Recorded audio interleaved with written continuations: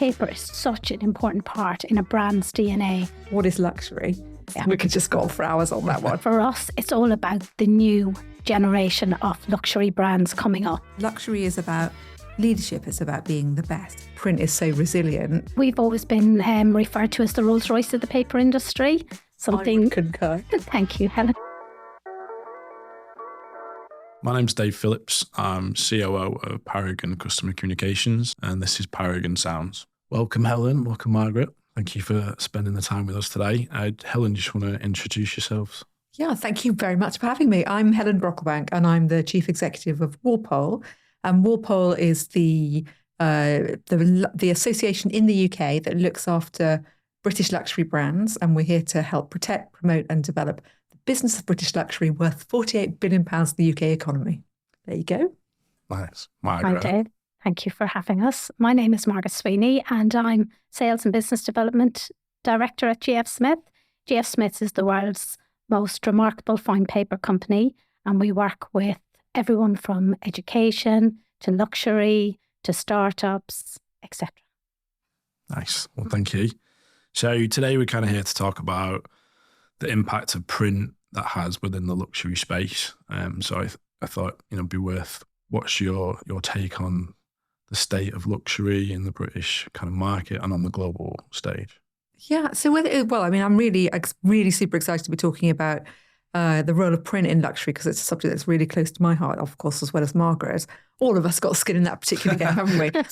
But I think it's worth talking about why luxury is such an important a kind of economic driver. Why luxury matters. I mean, it matters obviously for the reasons that, because it's about beauty and joy and being human and all those kinds of things. But it's also important to remember that luxury is a business sector worth 1.38 trillion euros globally, and it grew 20% last year.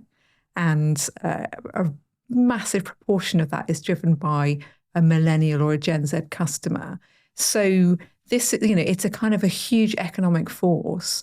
And I think particularly in Europe, and that I guess the best way of explaining that would be that Bernard Arnault, who kind of is set up and runs LVMH, who do Vuitton and Dior and Moet and all sorts of brands like that. His company is Europe's first $500 billion company. So he's basically as big as Elon Musk. Put that into perspective. And in Europe, the fact that our first $500 billion company is not a tech company or big pharma or finance, but luxury, I think says something quite interesting about the continent that we're all in, and also probably explains why print is so resilient in a digital world in that market. Mike, what about you? Luxury and GF Smith paper per se obviously go hand in hand, right? It's where you're from. Exactly. We've always been referred to as the Rolls-Royce of the paper industry. I would concur. Thank you, Helen. But we always look at the big luxury brands globally. But for us, it's all about the new generation of luxury brands coming up. And for us, it's about lending a helping hand to support and guide them and understand the needs of the next generation in that luxury sector. And we joined Walpole about 8 years ago because it's a truly unique organisation like GF Smith. And I think the partnership has gone from strength to strength over the years. And my heart within Walpole lies within the brands of tomorrow. And over the last 8 years, some of our largest clients have become those brands of tomorrows where we've helped, support, networked and introduced them to the community that we have established over the years to be able to help them to drive their brand into the future and open doors for them, which before this they probably found really difficult to open. You've been amazing. Is it worth us saying something about brands of tomorrow, actually? Because I've just given the example of the biggest luxury company on the planet, LVMH. But actually, you've always got, whilst luxury is that, that growth sector, that 20% year on year, all that kind of thing, it's absolutely got to focus on nurturing the new talent of the future. So Walpole set up this program called Brands of Tomorrow 17 years ago now. 17 years ago. It's amazing. To create a pipeline of growth of new brands. So we figured that the support we were giving to the bigger ones would, they'd just keep on going, organic growth, the rest of it. But who are the cool, new, interesting things coming through? So it was a program of mentoring and masterclasses, and then we'd select 12 brands every year. I think 150 have gone through the program in the time we've been doing it. 96% of those are still in business. So if you think about how many startups fail, then our success rate is massive. Huge. And a lot of that comes down to the incredible support of people like Margaret, because what we do is we get the big brands, the big players, the established people who've got real expertise in luxury, to put their expertise into the new kids on the block, so to speak. So brands like Bremont and Nightimber and Amelia Wickstead and All About Brown, brands that are kind of famous now, but really weren't when we started off, have come through that program. And I think that's that support of established brands, of really important players. GF Smith is your involvement in those brands has done something really transformative. It's very special to us. We absolutely love it, and it's just watching those brands get that opportunity to enter into the next stage of that luxury journey, and to be part of that, and to understand those stories. And as a paper merchant, you become part of that brand, and it's really, really, really magical to watch them and to understand the DNA of that actual brand, to say, well, how can we help them stay true to that brand, but also open doors for them to be the best they can be and enter onto that world stage. That education starts at that beginning stage, really, about kind of luxury. What are the fundamentals of luxury? I mean, there's part of that is the tangible in a very intangible sector. I mean, it's hard to describe. We go, what is luxury? I mean, we could just go on for hours on that one. But there are tangible elements of it, and it's about feel and touch and sensory experience and smell. And paper is really, really important. So to kind of have an involvement with brands who are very early stage, probably on average about 3 years old, about actually you need your look to be consistent. Your packaging must be consistent. Your paper, the bags that people take your stuff home in, all of that stuff. You've got to get them young, haven't you, Margaret? No, you really do. And I guess, like we said, the brands of tomorrow, it's actually brand owners you work with, so you really understand the DNA of that brand. But as you get into the larger brands that Helen opened up about, they've gone through all these different journeys. A new creative director comes in and puts their stamp on the brand. But there's something special about being at the start of the journey with the actual brand owner and understanding how they're going to evolve and watching that all unfold. I mean, I've been in luxury quite a long time. I mean, I guess we both have, haven't we? Or been working with luxury brands a really long time. But I learn more from those, the kind of those really early stage brands than I do from pretty much anything else, because they are a bellwether of all the things that people are talking about in the sector. So we started to see sustainability coming through massively before the established brands had really got hold of it. Really? It was a conversation, but it wasn't a driving force. I mean, I'm going back to the beginning of my time at Walpole. And then suddenly, do you remember that, Margaret? We had a rash of brands of tomorrow. Yeah. Every single one was kind of sustainability first, sustainability obsessed. So that was, and then there are other examples I could give. You kind of see these 12, we take 12 brands so 24 brands to interview, we select 12, and you start to hear, and you're going, okay, super interesting. These are the themes that are kind of feel mission critical to these brands, the reason why they're doing their business. And then you start to hear it. And then then you start to hear it coming out as a big theme for everybody. And do you think that's because they're probably slightly more representative kind of the younger generation? So like sustainability is obviously really, really critical to kind of the Gen Z and the millennial type demographic. Are they representative more of that kind of consumer, I suppose? Yeah, I think so. I mean, I think that's a big part of it, don't you, Margaret? Yeah, in all of my years at GF Smith, 33, I started when I was 9. We met so many brands that would talk about recycle, sustainability, but it would come and go and they'd drift in and drift out.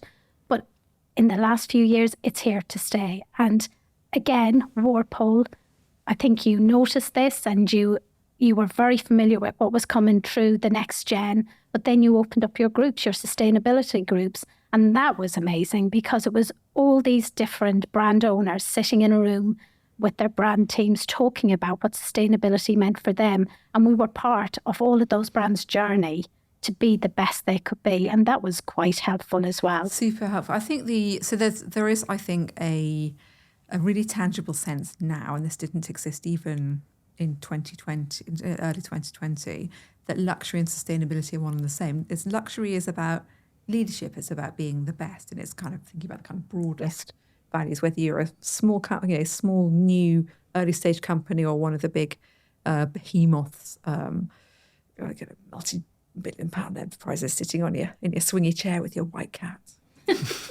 I have my luxury. Look at my luxury empire. It doesn't matter what size you are. Luxury and luxury is about leadership. You've got to be the best, and being the best does mean sustainability. And sustainability is a small word for a big thing.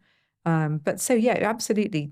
We've launched listened to all of that in the coming through in Brands of Tomorrow. We launched the British Luxury Sustainability Manifesto in January 2020 to help brands on the journey. And the exciting thing about those early stage ones is that they don't have any legacy issues. They're able to construct their business with the right values and the right practices from the word up. But then from a Walpole point of view, as the association that represents luxury, it's very, very important to us that we also behave in that way. If we're going to be going around educating and saying sustainability and luxury, it is one and the same. There is no luxury without a clean conscience. Get with the millennials. I'm kind of being a bit flippant about this, but we have to live that. And that's why it was really, really important with the book that we made sure that the paper was unbelievably responsibly sourced, that everything was able to be recycled, that we were printing it in the UK. So we're kind of really limiting the carbon footprint in every way that we could, and using a completely British team. So just kind of the miles that book was travelling was reduced. So so just being really mindful about it. So that's a kind of a link into some of our. No, it's true, and a lot of the brands we've worked with, all the sustainability stories now that they're sharing, it's opened up so many opportunities for us, exciting opportunities to be part of something new and exciting. And there's a lot of talk about reuse. And at GF Smith, we decided to reuse all our own waste paper to create a really bespoke, unique colour, texture that will never be created again. And it's something we do, and we give that paper back to the industry, to the next generation, to have these stories built on reuse. And what is luxury? So many brands are starting to think so much smarter now. And it's not just about creating all these different assets. It's about, what do we want to create? And when we create something, it needs to matter.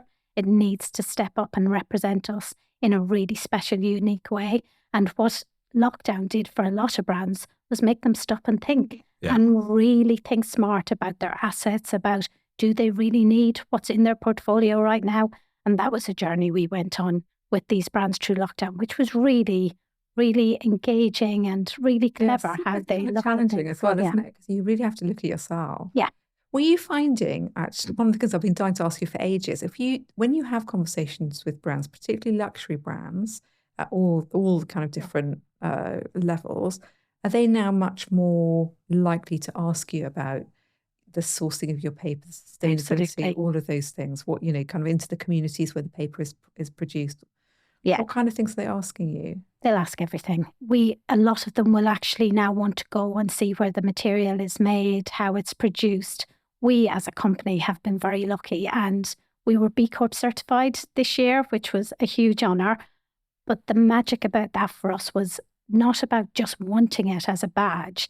When we actually explored applying to be certified, actually most of the stuff that you needed to do, we were already doing, but we weren't shouting about it. So a lot of the brands that we've worked with, from education right up to the global luxury brands we deal with now, they've all been part of our journey. So they know what we're about. They know that when they use our paper, if someone asks questions, it can be sourced right back to the start. So they know when they produce paper made by GF Smith that they can leave it and not worry about it. If questions are asked, we'll be able to source it right back to the very start of the journey. And you see that across every kind of Everywhere. customer, right? So, so you're the first paper company to be B Corp certified, right? So, which is a huge thing. So, and when we look at our, we print the physical product, right? So, we're installing solar panels and we're looking at how we optimize our carbon through the entire supply chain, because our customers, it's a fait accompli that you have to be doing those things now, I think.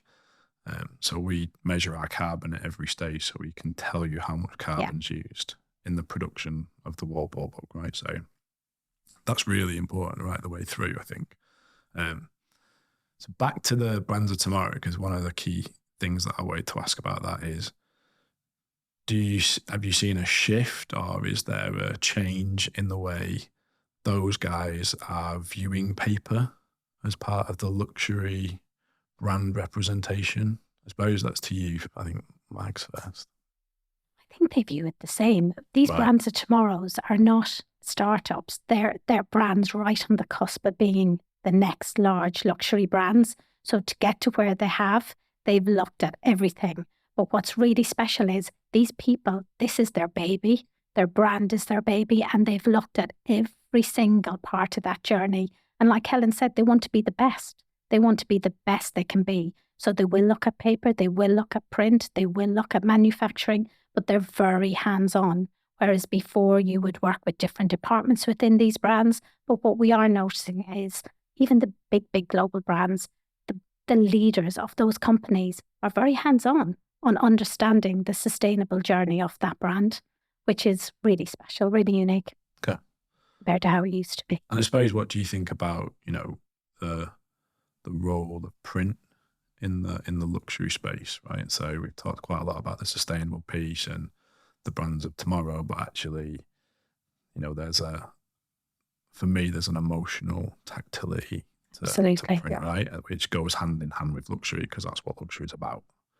But I suppose, what do you think? No, 100%. I mean, luxury is all emotion. It's all brand. You have to fall in love with that brand. Maybe, I don't know, whether it's a whiskey or whether it's a piece of jewelry or a car. I mean, lipstick, doesn't really matter what it is. It's got to mean something to you. It's got to really touch your heart in some way. And I think because it is about emotion, that's why something very, very tangible like print comes in, because you can feel it. Luxury is also about time. I mean, I kind of sometimes get frustrated by people going, "Oh yes, what's your greatest luxury?" My greatest luxury is time. But actually, there's this idea of that. It's about you and what you're investing in yourself. So being able to have something that's very considered, like a beautiful catalogue or a magazine, or whatever the expression is as a brand that however you've produced that thing that you've given to your customer in print. What you're saying to them is like, I know we've got this relationship. I know you think we're special. We think you're really special too. Spend some time with us. And I think that's why it's beautiful. And you can do very subtle things with print. So the quality of the paper that you use, the beauty of the binding, the kind of the whole package gives a lot of very unconscious signals. You see people smelling the paper, which is, I just love that. So you're saying you're somebody that is a highly realized individual, and you can spend some time with this stuff because this is important to you. Here, spend some time reflecting on it. Luxury is a considered purchase. It's not an impulse. It's not an impulse. It's not a commodity. If you're going to go and buy something that's you're investing some kind of money and emotion into. So I think that's where it is. It's really, really super interesting in a digital world, because luxury does love digital media, because you have in your hands a brilliant way of seeing the whole world, of seeing everything. It's very, very fragmented. You can hear somebody having an opinion about your brand. You can see a beautiful picture, but it's quite fast. And some part of luxury is about what other people can't have. It's personal. It's a kind of managed scarcity piece in some ways.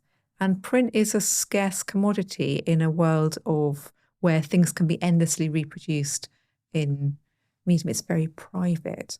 That was a bit of a shaggy dog story about why I think print's, that's probably not very but that's why I think it's about time, it's privacy, it's about you as your relationship with that brand. It's about that brand's relationship with you. And it just feels very beautiful. So I suppose, one of the beauties of a printed piece is that, it's a lean back mentality, right? So you take the time. It's super, super lean back thing. I think that's a really, really good way of expressing it.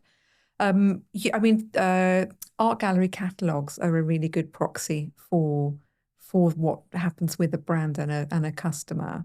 So it's capturing something, you're spending time with it, you're considered. So I think that's, if you imagine yourself with with an art gallery piece and the preciousness that has, and you're considered consumer. You're a sophisticated person. You need this.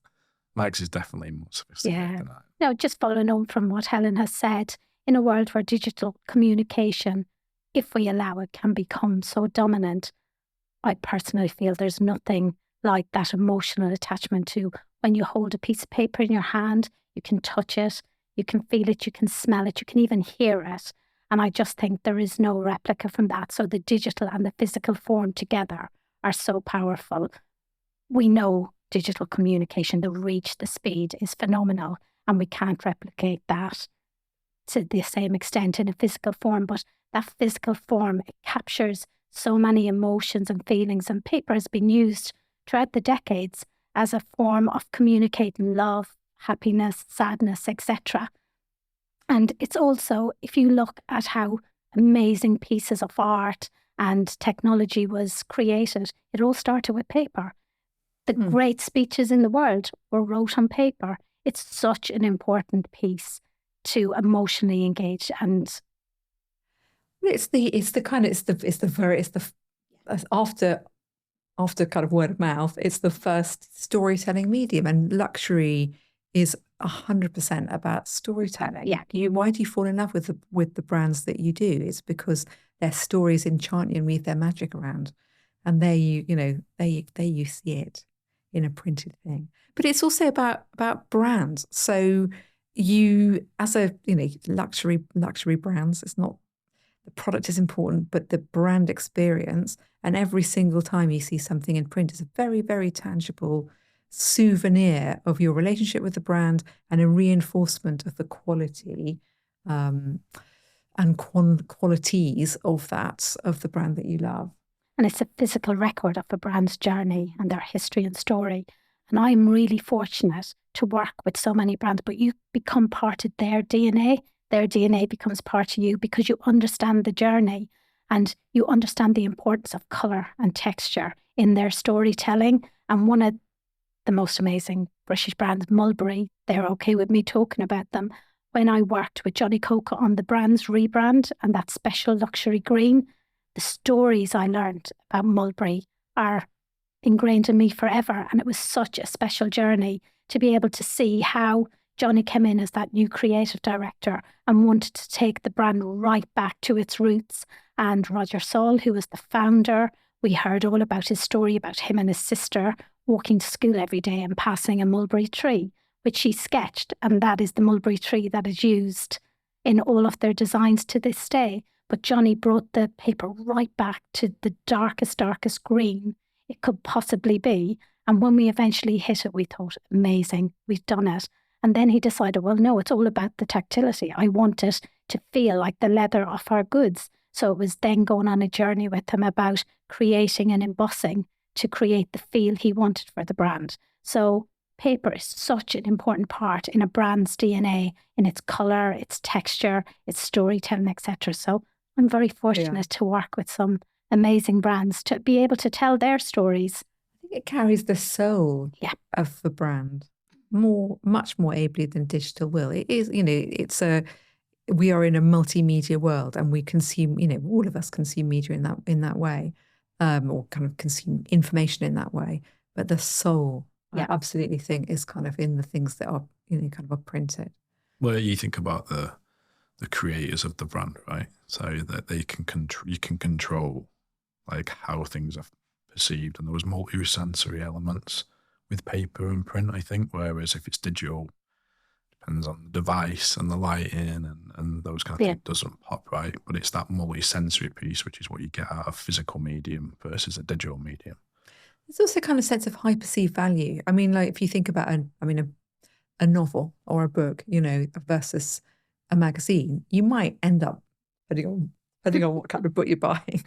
I mean, say you're buying a novel in a supermarket, Waitrose, not any old supermarket. But it might well be, because they discount things, the same price as the magazine. You do throw the magazine away, you put it into the recycling. You don't throw away the book, but both of those things you've kept.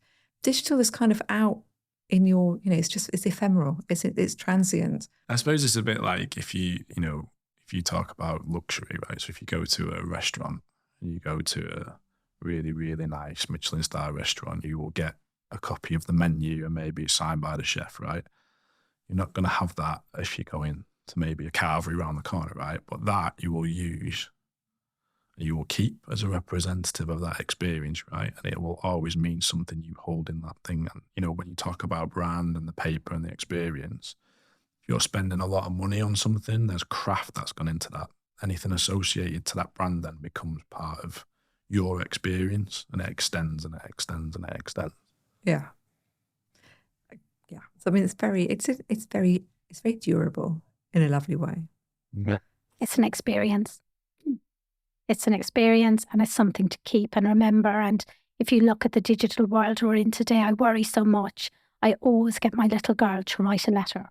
Always get my little girl to write a thank you card, because that's moments in time, and it's something that you keep. And I think all of us love to receive a handwritten note or a handwritten letter. And I was speaking to you earlier, David, one of my most treasured possessions is a group of letters I received from my late grandmother in my first year in London. Every 2 weeks she used to write me a letter, and I used to live for that letter to arrive. And I still have them today, and I still take them out sometimes just to look back on history of what we spoke about, what was happening at that time, and to know that that piece of paper was in her hand. It's just magical. And you just worry, will this be lost for the next generation, to have things that mean something to them and that represents a time in their life and history. And do you think it will, right? So, think what are the brands and all the people that you're dealing with within Walpole and J.F. Smith, what are they saying about where they see the future? Do they still see print as part of that? Yes, I mean, there is never any question of that. I mean, it's just, but it's a different. It has to be used for the things that are a valuable expression of the brand. So it's a beautiful storytelling medium. It captures things. I mean, there's so it's a really essential part of the mix. It's not going anywhere. It's not going away. It's not going to be replaced by digital, even as digital kind of continues to evolve and you can make unbelievably brilliant films kind of in your own bedroom, as many TikTokers do.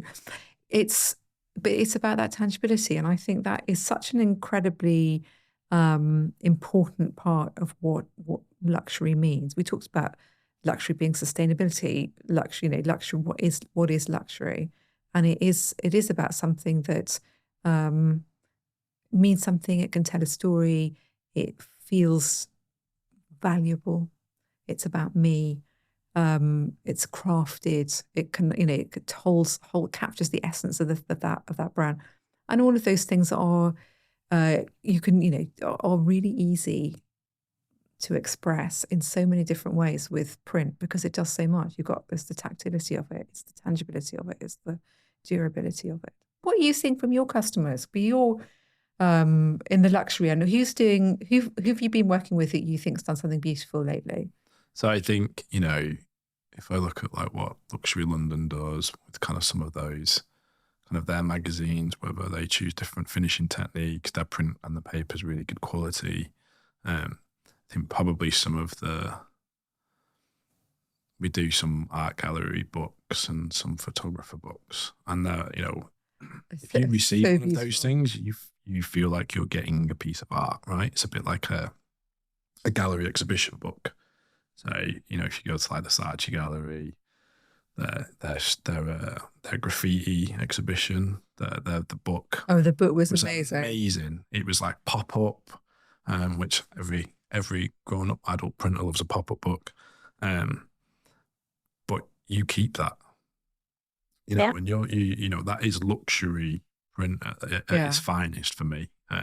Because you value it. I mean, that's the thing, you know. To you, right? So, but you know, I think the clients that we're seeing, you know, some of the LVMH clients that we're seeing, you know, they still value print because it's the reach it goes through, right? In terms of what it's going to do to get to whatever generation it is, it will get to that person and they will spend time on it. There's the attention metrics that Jikmail, so it's an insight forum. They were doing they've published their metrics now and about the time that people interact with some sort of printed media versus digital. So an Instagram story is something like 1.7 seconds in terms of attention, whereas a mail piece would be 200 and something seconds. So you can see the differential. And it goes back to that lean back, because what you don't do is you scroll right on your phone, whereas if you physically open something, you take the time and you lean back and you engage with that. Do you think also that's because your expectation in a printed thing is because it's going to be 100% relevant? It's not, you know, it's not going to be, I mean, like you're thinking about, one thing about scrolling. I mean, you're going, you know, there is a few things that catch your eye, but you're scrolling fast because of the algorithms. but you know, in a printed, that book from Saatchi, everything, you've got that because it was relevant to you and you therefore but even, you know, you look at something you would get through the letterbox, you know, I think the way that engagement media has moved on in terms of, you know, customers and brands using their data and their understanding of their customer base and their consumer and how they're going to consume the information they're giving them is so much more mature than it was pre-pandemic. You know, when you talk about resets, people reset. So they use, you know, more expensive channel, but actually it's so much more targeted. And I think if you, doesn't matter how old you are, if you receive a targeted piece where you feel like that brand knows you, you're going to engage much, much more intensely backwards, I think. One of our members was saying a few months ago that they were starting to think about a catalogue again. They hadn't used a catalogue for a while. And I've kind of heard that the posh catalogue, I'm trying to think of a better word for it than posh catalogue. I'm sorry, I'm sure they call something, you know, Bible. It'll come to you know, exactly. There'll be some. But is that something you're seeing, the kind of the rise of the printed catalogue or catalogues coming back? Yeah, we're seeing. I think, you know, there's a cycle sometimes, I think, with some customers and some brands. So they're kind of going, do we dial this down? I think what we've also seen is there's been quite a lot of change in terms of the people who try approach with different market mixes. So actually quite a lot of them, you know, so say like the younger marketeers are actually now experimenting with different channels and what that is. So actually we're seeing a whole shift change because they're totally digitally native. Whereas now they're going, actually, let's maybe try some print. And, you know, you speak to a teenager now and they go, I got a piece of mail. And that's, it's a profoundly new thing for them. Whereas, you know, someone like me, that's what I've grown up on. So we're definitely seeing a resurgence where we've not seen that before. You know, and that certainly bodes well. And it's also, if you can then blend that physical catalogue and it can push you to a digital channel, so you get that real dual mix, that's also really powerful.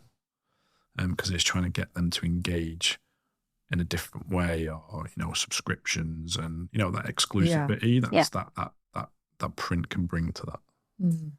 I remember with a lot of the brands like Fashion Week, the lookbooks, etc., they were such a big thing, and then all of a sudden it went digital, and that sort of magic and that interaction with the brand started to disappear. I remember going to fashion shows where your invitation was like a sketchbook and some watercolors. And the idea was you go to the show, but you sketch your favourite garments as they walked through the catwalk. It was amazing. all British as well, which was phenomenal.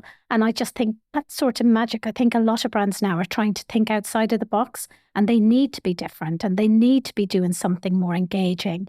And I think digital will always be there for the reach and speed for all of these brands. But that physical, that brand experience, that emotional attachment from their clients to the brand will always be the packaging, the invitations, the lookbooks. And you're starting to see it slowly come back, but a lot more smaller. Whereas before, a brand would print 1,000 invitations. Now they'll print 50, but they'll be the most amazing invitations. And they'll look at creating them totally different to just be that brand that's the first to do something truly unique. And will capture your, You would keep that invitation. Yeah, you do keep it. Would be a memorial, right? So when you talk about letters, you're not going to print off an email and frame it. You know, you wouldn't, right? But if you had a really nice invitation or a menu from a restaurant celebrating, it feels really, really birthday, special. You would, pictures of something, you would frame something like that. Whereas if it's digital, that's not the keepsake, right?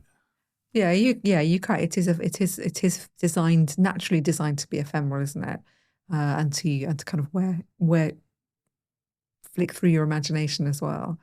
Have you seen people doing what really special things have you seen brands doing that you've loved doing at Paragon? So this is genuinely probably the best job that I think we've done, and this is not because of what we're doing. Was the book. Oh, yeah. Because Wedgwood and the design of that cover was one of the most difficult things we've ever done at Paragon, right? It really was. But I've never seen something that intricate, designed and executed with the right papers and everything. Like the whole collaboration from the designer to the artists and everything. It was such a huge piece.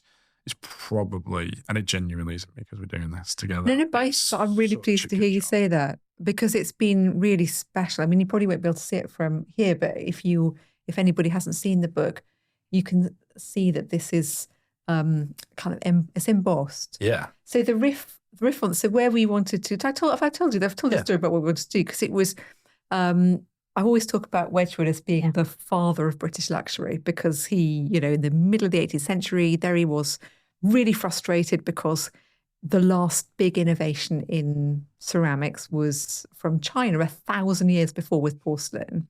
And he thought, I'm going to make porcelain. I'm going to do it. But I want to do something better. Anyway, he couldn't make porcelain, but he made what kind of later became known as bone china. And he was a chemist and a real experimenter, as well as this kind of amazing, bloody-minded creative. If it doesn't exist, I'm going to do it myself, which is a real feature of what you get in British luxury brands. And we really wanted to celebrate that with the book. And we produce a reasonably small number of these books, but they go out to every member, so every luxury brand, to tastemakers, to editors, to every single embassy around the world. I mean, it's something that really needs to do a lot of heavy lifting and lots of hard work in expressing the S without us telling people, a real show not tell thing.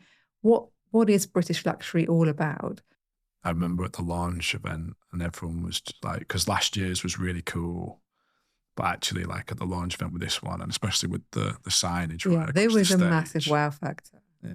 I think because, we wanted it, we knew it would be really technically difficult, but actually also it shows the confidence that we had in what you are capable of, that we wanted to do something. There was this absolutely massive, massive game-changing breakthrough in the late 18th century by Wedgwood to reproduce that in print using embossing, using that level of paper, those extraordinary colours, which is where the modernity come in. Because if you've seen the book or gone to the website, if you're listening to this on a podcast, and have a look at those mad colours, the complexity of those colours is really hard.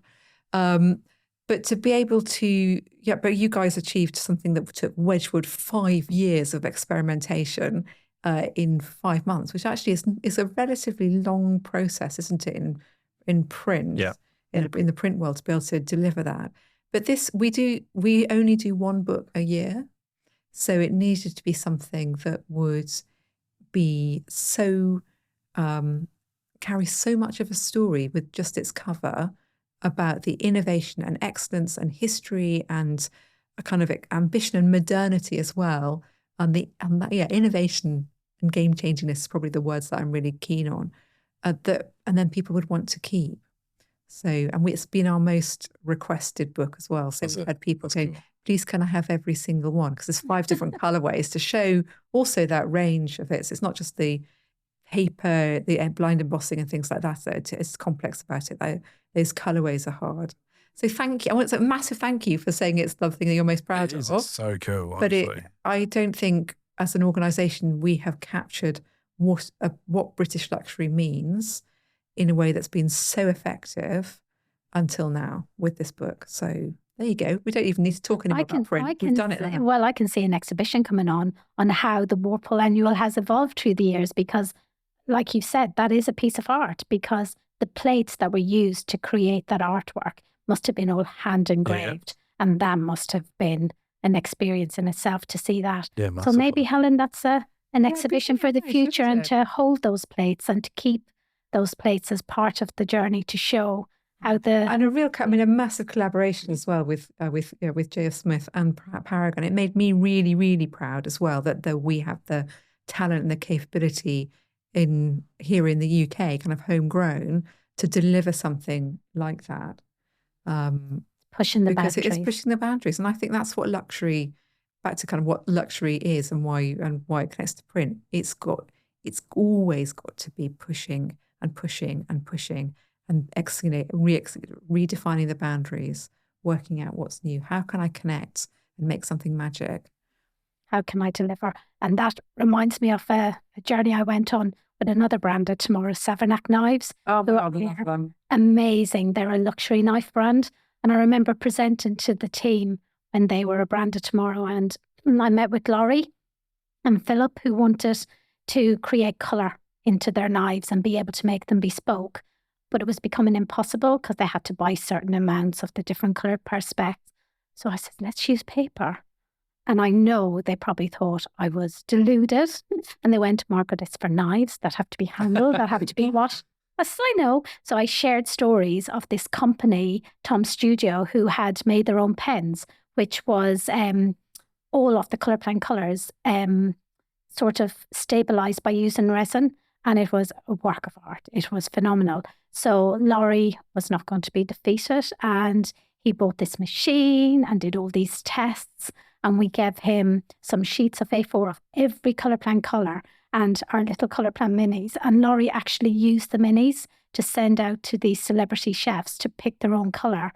And he now has his own range of knives based on the Colourplan collection where the chefs can pick whatever colour they want. And it's made something that was his dream and his ambition to come to life. So it's thinking outside of the box. And that's the magic of working with these luxury brands because they have this vision and they know exactly what they want to do. And they won't stop until they've managed it. And it's absolutely amazing to watch the passion and the drive they have to make their vision come to life. It's such goal-focused creativity, right? But to be able to be part of that is so special for us. Yeah. To be able to watch those brands and that drive to just create a beautiful luxury item from something that before probably wouldn't have been possible is really unique. Have you seen anything that you like? A job you must have with the paper? So many. That for one. We've worked on so many different projects. As I said, the Mulberry one, I literally became part of the Mulberry brand for months, working on the colour and pushing the boundaries. And again, if you think when you go into a store and buy an item for, say, £1,000 or more, what you house that item in is so important to that client. It's all part of the experience.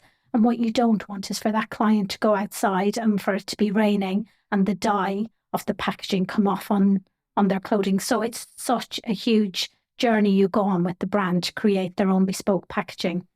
So when you've got a creative director who is pushing the boundaries to the max and wants the colour to be the darkest possible green, there is huge risk. But it is, I think it was probably the most technically challenging project I had ever worked on, but the most magical one. And as I said, G.F. Smith is in my DNA, but so is that brand, because of the emotional attachment I had to the team at the time to help them to be able to bring that vision to life. So I've so many stories that I could tell, which you've all heard, but every single story is different, from going and calling on a brand who is one person in their home, working, making their own creative candles on their kitchen table, to watch them evolve and to be able to help them to have what they want for their brand, especially when they say colour plan is their ambition to be able to have as their packaging, but they can't make it work. To be able to work with that brand and make it work is truly unique. It's really special. If we go back to the earlier conversation about the younger generations and how they're starting to interact with print, I think probably the question for both of you is, what can the brands of tomorrow and the brands of today, do to kind of engage with those guys much more than maybe they ever have done and want to? Well, I guess if you look at GF Smith, as I said, we work in the luxury sector, but we work in every creative sector. And for us, we spend so much time in the education sector, and we put back so much into the next generation. And it's only truly by understanding them and their vision and what's happening in their world that you can be ahead for when they come out of uni, and that you are still relevant in that era. So for us, if you look at a graphic designer at university, everything is done by the screen. Nothing is tactile. Nothing is that emotional connection. It's all on a screen. So for us at that educational stage, it's about bringing in the printed form and explaining to them the importance and the power of digital and the printed form working side by side. You need both. One for the reach, for the speed, but the other for that emotional attachment and that engagement by the final customer at the other end, I guess. Yeah, completely. I think the role of what we of print and paper and the kind of those tangible things that we teach as part of the masterclasses in Brands of Tomorrow, kind of year after year, is probably something that we ought to expand out into the wider membership a bit, because the same, the kind of same things apply. If you are a digital native, if you've grown up completely, in a world that didn't have any alternative to the, people are born after 2007 have never not known a world without the iPhone. I mean, it's kind of feels mad to me, but there we go. So that education job, as Margaret says, is really important, because it's incredibly rewarding to see somebody that discovers something that has such magical properties about it. You kind of use it, discover it, understand how flexible and supple a medium it is to express brand and to express quality and craftsmanship and excellence, sustainability, and all sorts of other things, that kind of heavy lifting job I was talking about with the book. So how do we, we know that model really works at Brands Tomorrow. How do we expand that over the whole membership for younger cohort coming in? And then the other thing I would say is that perhaps not so connected with what we do at Walpole, but with one of the things that I observe with the fashion brands is they give a lot of dead stock to, or offcuts or used things. I mean, actually, a bit like you're saying with paper, they do give that to kids at school. So Alexander McQueen have a whole program where you can kind of create, the school can kind of come into the store in Bond Street, or they, some of the people from Alexander McQueen will go to some schools they're working with in the East End of London. And they give material so people can start to make things. But maybe we need to do that with kind of paper and print too, So maybe it does start really young. So we know it works. How do we put that, make it sure it's always reaching down into new generations? And I guess one of the things we haven't spoke about is relationships and people.